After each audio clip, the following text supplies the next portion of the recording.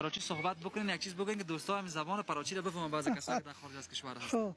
سلام علیکم به جوړه جنوبی سنت بکاره جانا جوړه زاغ زخما جوړم بخی خیرت ان شاء الله خوش شکر چې جوړه تو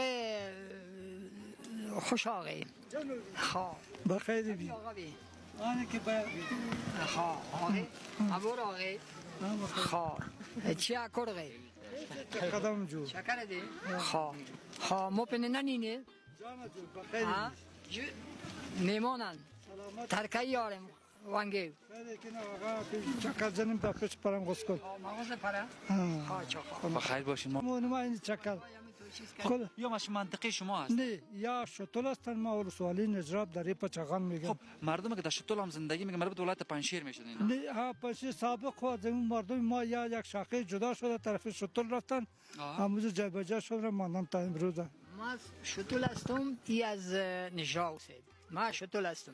خب شتول حالا مربوط ولایت پنجشیر میشه. قبلا مربوط ولایت پروان بود. پروان بوده بله. پروان بود. خوابال ولایت کل ما پروان بود. خب باز کافی پنجشیر و تاگاو نجرا و قربان کل مربوط ولایت پروان بود. ولایت پروان باز کافیسا جدا شد پروی خود پنجشیر خود دی وقتا جدا شده دیگه خود تاریخی چیز داره.